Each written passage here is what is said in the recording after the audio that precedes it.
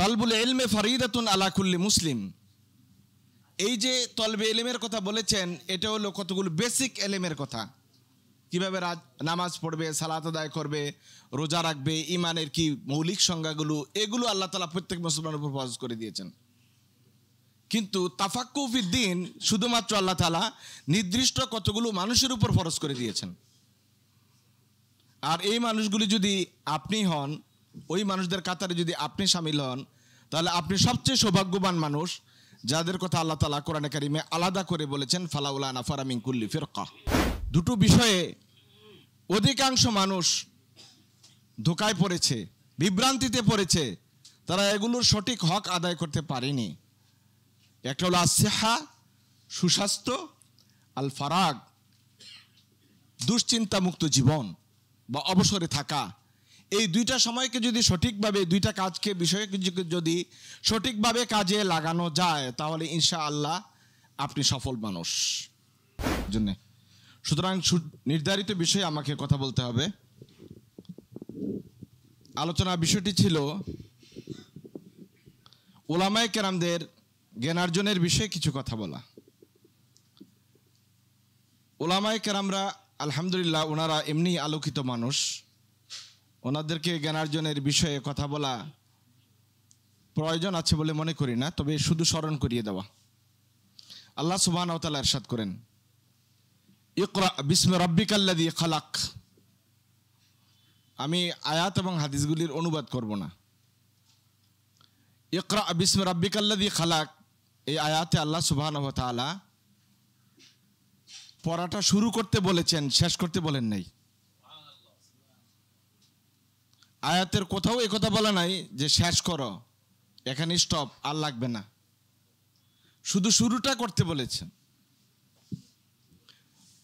পড়তে বলেছে। সুতরাং এই কাজটা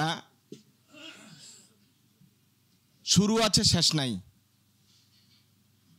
আর দোলনা থেকে কবর পর্যন্ত শুধু শিখবেন, শিখনের মধ্যেই থাকবেন। এটা হলো উলামায়ে কেরামদের সবচেয়ে বড় চরিত্র, এবং যুগ যুগ ধরে উলামায়ে কেরাম এই কাজটি করতেন। আল্লাহ সুবহানাহু ওয়া তাআলা কোরআনুল কারিমে এটাও বলেছেন, ওয়ালাম আন্নাহু লা ইলাহা ইল্লা হুয়া। ইমাম বুখারী আলাইহির রাহমা কিতাবুল ইলমে বাবুন আল ইলমু ক্বাবলাল আমালে, ইলম আগে অর্জন করতে হবে, তারপর আমল করতে হবে, এই অধ্যায়ে আলোচনা করেছেন। আল্লাহ তাআলা বলেছেন, আগে জেনে নাও যে তোমাদের রব এক এবং একক, তার কোনো শরীক নেই। এবং আল্লাহ সুবহানাহু ওয়া তাআলা আপনাদের ব্যাপারে কিন্তু আলাদা করে বলেছেন, লাউলা নাফারা মিন কুল্লি ফিরকাতিন মিনহুম তাইফাতুন লিয়াতাফাক্কাহু ফিদ্দিন। এই আয়াত একেবারেই স্পষ্ট যে তাফাক্কুহ ফিদ্দিনের কাজটি আল্লাহ তাআলা নির্দিষ্ট কিছু মানুষের হাতে তুলে দিয়েছেন। এটা সকল মানুষের কাজ নয়। আর যারা তাফাক্কুহ ফিদ্দিন অর্জন করবেন, তাদের কাজ হবে সার্বক্ষণিক পড়াশোনার মধ্যে থাকা, গবেষণার মধ্যে থাকা, চিন্তার মাঝে থাকা, এখান থেকে বিচ্যুত হওয়ার কোনো সুযোগ নাই। আর ইলম এমন একটা জিনিস, সব জিনিস যা দান করবেন কমে যাবে। আপনি যত টাকার মালিকই হন, সেখান থেকে 1 টাকা খরচ করলেন মানে 1 টাকা আপনার পুঁজি কমে গেল। কিন্তু শুধুমাত্র ইলম এমন এক জিনিস, যতই করিবে দান তত যাবে বেড়ে। যত দান করতে পারবেন, এটার ফিডব্যাকটা শুধু বাড়তেই থাকবে, এখানে কমার কোনো বিষয় নেই। রাসূল আকরাম সাল্লাল্লাহু আলাইহি ওয়াসাল্লাম ইরশাদ করেছেন, তালবুল ইলমে ফরিদাতুন আলা কুল্লি মুসলিম। এই যে তলবে ইলমের কথা বলেছেন, এটা হলো কতগুলো বেসিক ইলমের কথা। কিভাবে নামাজ পড়বে, সালাত আদায় করবে, রোজা রাখবে, ইমানের কি মৌলিক সংজ্ঞাগুলো, এগুলো আল্লাহ তাআলা প্রত্যেক মুসলমানের উপর ফরজ করে দিয়েছেন।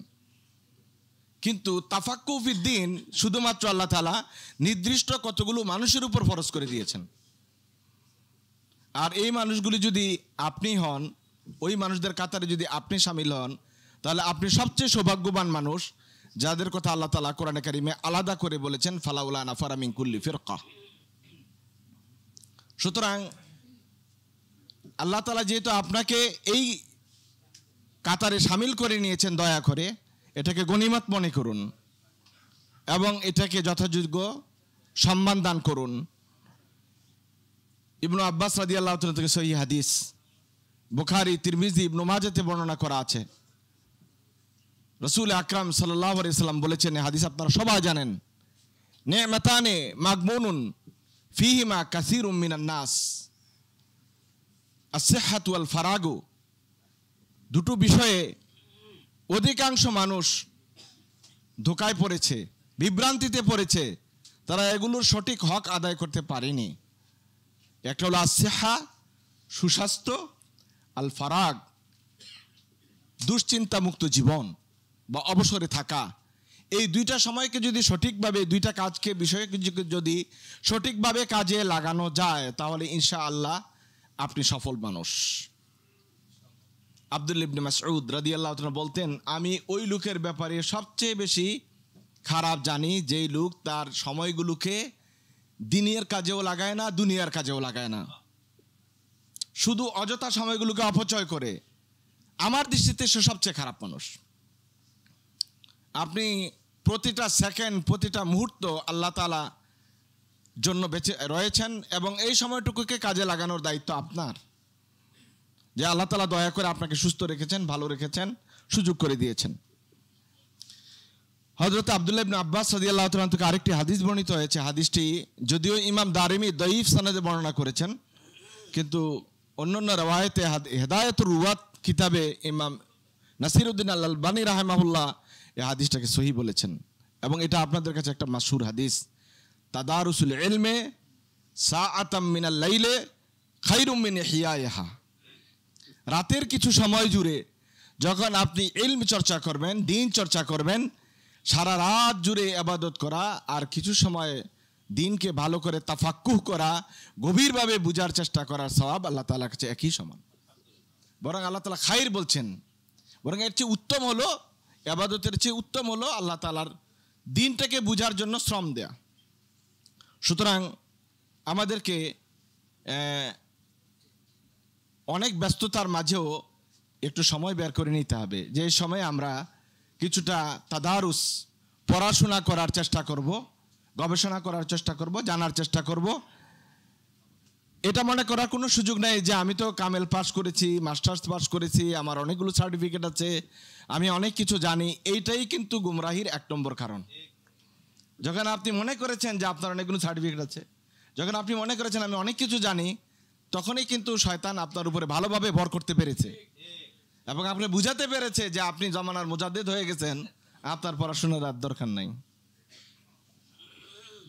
তো আল্লাহ রাসূল সাল্লাল্লাহু আলাইহি ওয়াসাল্লাম থেকে এই সহিহ হাদিসগুলো আছে, কোরআনের আয়াতগুলো আছে, এগুলো আপনাকে আমাকে উৎসাহিত করে আমরা যেন সব সময় দর্স তাদারুসের মধ্যে থাকি, তালবে ইলমের মধ্যে থাকি, পড়াশোনার মধ্যে থাকি। তবে হাদিস ওই দুইটা মাউজু। যেমন একটি আপনার হাদিস রয়েছে তালবুল ইলমে উতলুবুল ইলমা মিনাল মাহাদি ইলাল লাহাদ, যেটা বাংলা অনুবাদে আমি শুধু বলেছিলাম উৎসাহিত করার জন্য, কাজটা বোঝানোর জন্য, কিন্তু উতলুবুল ইলমা মিনাল মাহাদি ইলাল লাহাদ এই হাদিসটা মাউদু। এবং ওই হাদিসটাও মাউজু যে উতলুবুল ইলমা ওয়ালাউ কানা বিসসিন।